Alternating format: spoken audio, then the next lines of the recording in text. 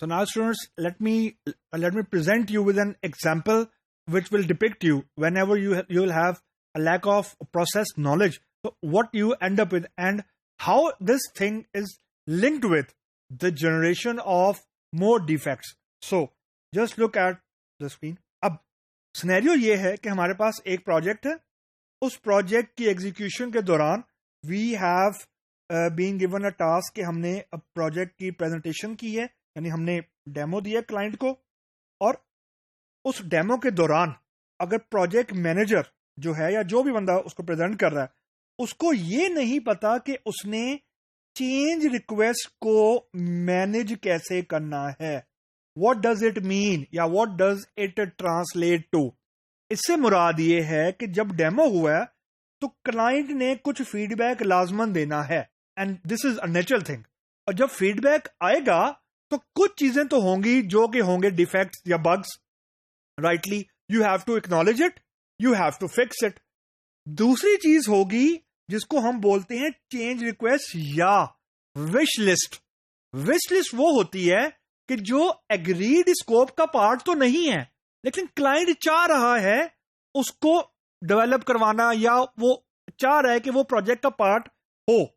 अगर इसको हैंडल करने का जो प्रोसेस है या तो कंपनी में है ही नहीं, अगर है तो प्रोजेक्ट मैनेजर को नहीं पता, देन रिजल्टेंटली क्या होगा, अब ये जरा देखें। रिजल्टेंटली ये होगा कि जो प्रोजेक्ट मैनेजर है वो डेवलपर को वो भी कोड लिखने को बोलेगा जो स्कोप का पार्ट नहीं है। What does it mean? वो डेवलपर को ऐसा काम करने को बोल रहा है जिसके क्लाइंट ने पेमेंट नहीं करनी, but the developer is spending the effort. Now effort is actually your finance. तो अगर एक ऐसी चीज के ऊपर काम कर रहा है developer due to lack of knowledge of project manager about handling the change request, तो इसका इफेक्ट क्या होगा?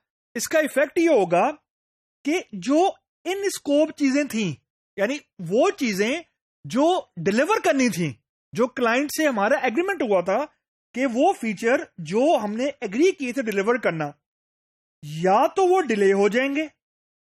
बिकॉज अगर डेवलपर किसी ऐसी चीज के ऊपर काम कर रहा है जो एग्री नहीं थी लेकिन ड्यू टू द मिस्टेक और जो मर्जी कह लें उसे ऑफ अ प्रोजेक्ट मैनेजर, वो उस चीज के ऊपर काम कर रहा है जो एग्री नहीं थी, तो जो एग्रीड चीजें थी वो या डिले होंगी या इंपैक्ट होंगी। नाउ ट्राई टू अंडरस्टैंड कि मैं इंपैक्ट किसको बोल रहा हूं।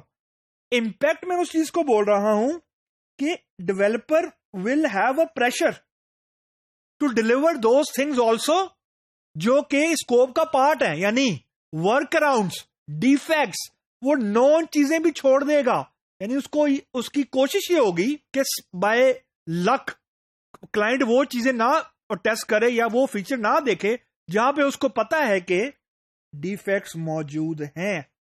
और ये उन चीजों के बारे में मैं कह रहा हूं जो इन स्कोप है। तो now try to link the whole story के due to the non awareness of the project manager, developer को आपने एक ऐसी चीज करने पे लगा दी है जो एक्चुअली उसकी there was no need for it, यानी डेवलपर ने वो काम एक्चुअली नहीं करना था, लेकिन क्योंकि प्रोजेक्ट मैनेजर को नहीं पता था कि how to manage out of scope thing या क्लाइंट के फीडबैक को हैंडल कैसे करना। This is a very very tricky thing कि जब फीडबैक आए क्लाइंट का तो you should be able to bifurcate the feedback into two things.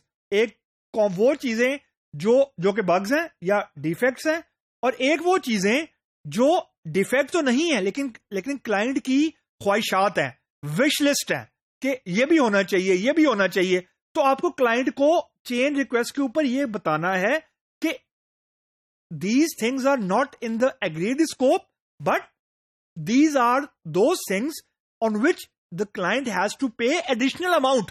This is a critical thing कि ये पेड चेंज रिक्वेस्ट है, it's not a free thing. तो this thing has to be handled with utmost care, utmost importance. Otherwise, you will have a built-in thing or you are on the road to have built-in more defects due to this thing.